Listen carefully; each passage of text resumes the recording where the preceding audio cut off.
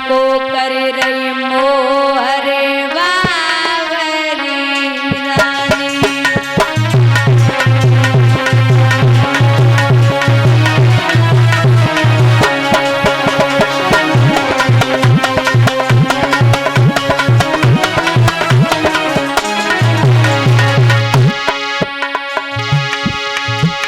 मेरे विधि में लिखो लिलाट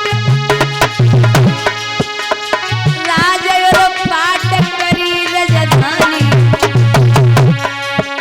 अज महल छोड़ के चले दान देखदानी।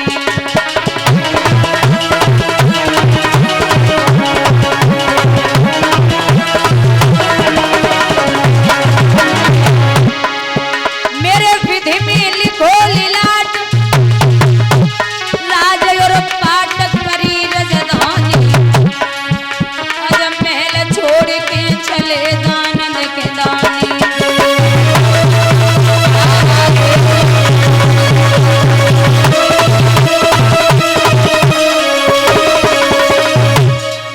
जवाब दिया कि देवी थोड़ी दूर और है, बस थोड़ा सा चल ले। काशी नगरिया में पहुंचे तो आवाज लगाई है विश्वामित्र ने, हे काशी के लोगों, तुमने अभी तक सब्जी का और पशुओं का बाजार देखा होगा, लेकिन आज हमने एक नया बाजार लगवाया है जो इंसानों का, और सबकी कीमत 20-20 भार सोना है। महाराज, सबसे पहले मैया तारा को खरीदवे के लिए एक वेश्या आई गई, और जो मैया ने वेश्या को देखो तो जवाब दियो है विश्वामित्र को कि हे महाराज, मैं सत्य और धर्म की वजह से यहाँ तक आई हूँ, अगर आपने हमें वेश्या के हाथों दे दिया तो मेरा धर्म नष्ट हो जाएगा। विश्वामित्र बोले, इतने ही धर्म की पड़ी थी तो क्या लेने आई है, घर पे ही पड़ी रहती, जरूरी था क्या आना। समझ गई कि बिना भगवान के अब कोई रक्षा करने वाला नहीं है। आवाज लगाई, हे गुरु नानक संतों के पालक, पृथ्वी के मालिक हो अवतारी, और ऐसी करो जब लाज रहे न हमारी हसीना। संसार समुद्र से पार कियो जैसे गौतम नारी अहिल्या तारी, और हे गोविंद कटे मेरे फंद, रखो मेरी लाज हरे जी मुरारी। आ जाइए माधव। जैसे ही भगवान को याद किया, महाराज माया रूपी बंदर टूटे वेश्या पे, वेश्या भाग गई। स्वयं 40 भार सोना लेके एक ब्राह्मण आए, पुत्र को रानी तारा को खरीद लिया। एक कालू नाम का मेहतर आया, उसने भी महाराज राजा हरिश्चंद्र को खरीद लिया। राजा हरिश्चंद्र का हाथ जब मैया तारा के हाथ से छूटा तो एक बात कही है हरिश्चंद्र ने कि हे देवी, जाओ नर मरते मरते भी नारी को नहीं बेचते हैं, और हम ही वो ऐसे पापी हैं अपनी मर्यादा मेटते हैं। कितना भी अभागा पति हो, लेकिन भरे बाजार में अपनी पत्नी की कीमत नहीं लगा सकता। मेरे भैया, तीनों प्राणी जब बिक गए, बड़े चैन से खा रहे हैं, बहुत सुखी हैं, लेकिन जैसे ही राजा भोजन करने के लिए बैठता तो कहीं कुत्ते के रूप में, कहीं बिल्ली के रूप में, कहीं शूद्र के रूप में सारा भोजन विश्वामित्र ले जाते। राजा को 26 दिन है गए, पेट में अन्न को टुकड़ा नहीं पहुंचो। ऐसी हालत हो गई, लेकिन तब भी चैन है। यहाँ राजा पानी भरने के लिए पहुंचा, जिस नदी का नाम है मणिकर्णिका। जहाँ राजा पानी भरने के लिए जाता था, उस नदी का नाम था मणिकर्णिका। रानी भी उसी घाट पे है। विचार कर रहा है राजा हरिश्चंद्र, राजा दिल में दुखी बहुत यजु होनी परी पिछारी, और रजधानी गई छूटी छूटी गई संग प्याता नारी।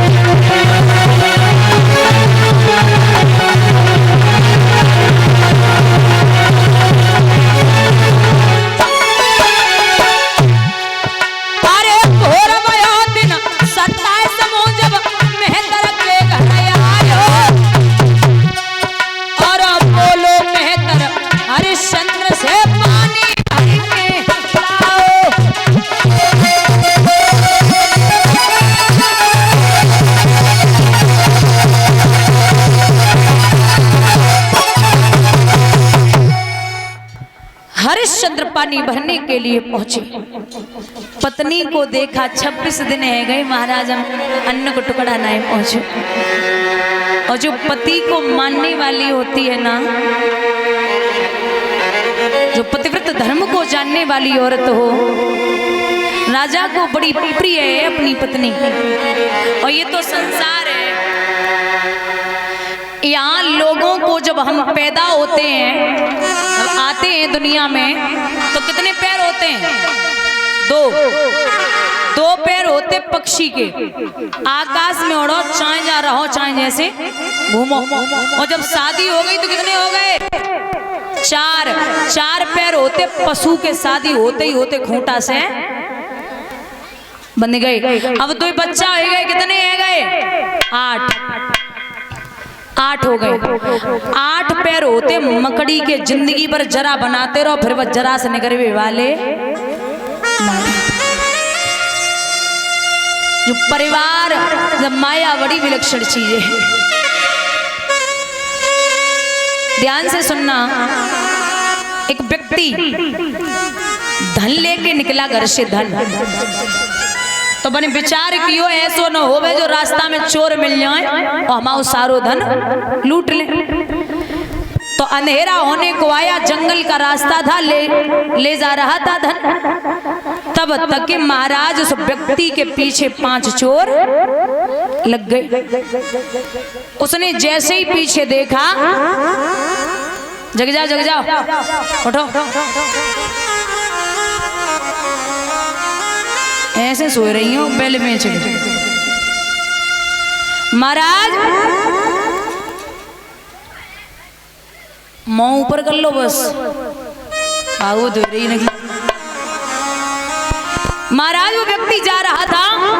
अब दादा ध्यान देना, पीछे 5 चोर हैं।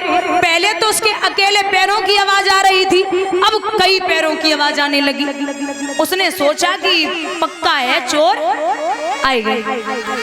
तो आपने देखा होगा जो पुराने बरगद के पेड़ होते हैं, उन पे बड़ी बड़ी जटाएं लटकी होती हैं, मोटी मोटी सी जटाएं। तो उस व्यक्ति ने सोचा चोर पीछे ही हैं, तो खुद के बचने के लिए उन जटाओं को पकड़ा। और नीचे था कुआं सूखा, उस कुएं में वो नीचे लटक गया। अब चोर पीछे ही पीछे बोले, भैया आवे तो इतना ही है, तो इतनी जल्दी कहाँ गायब होएगा? अबे तो इतना ही है तो।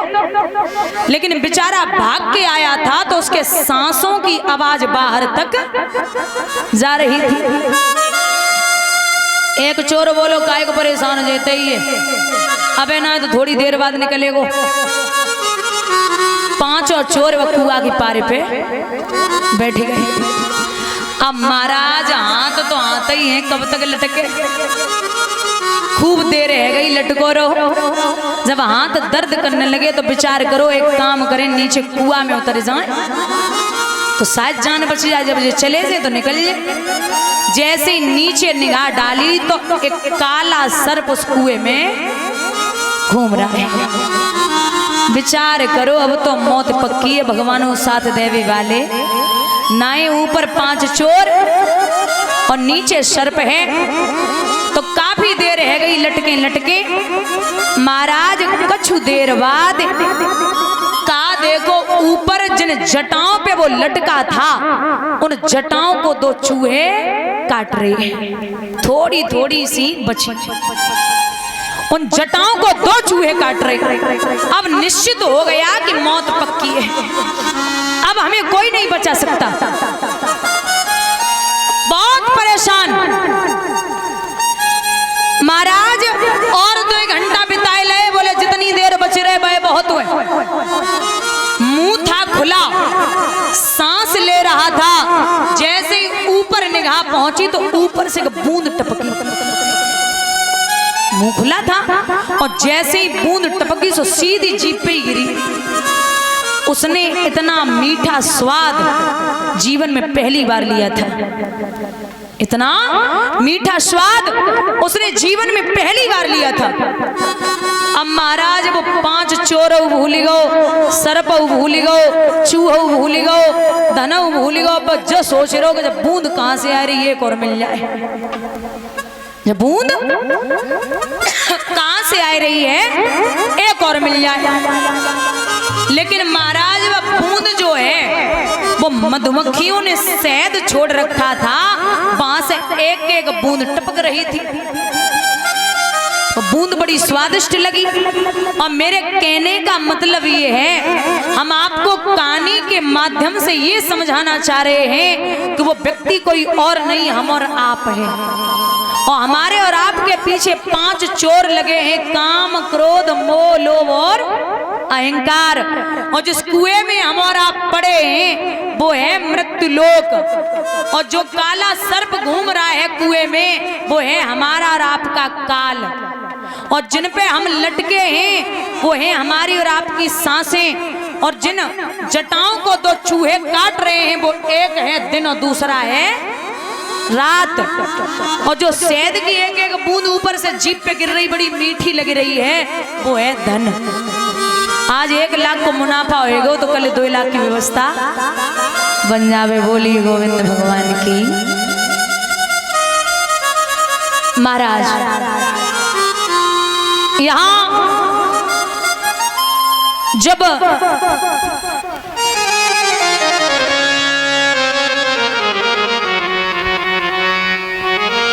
तीनों प्राणी चिंतित हैं, राजा से घड़ा नहीं उठ रहा, पानी भरने के लिए पहुंचा। जवाब दियो क्या करें।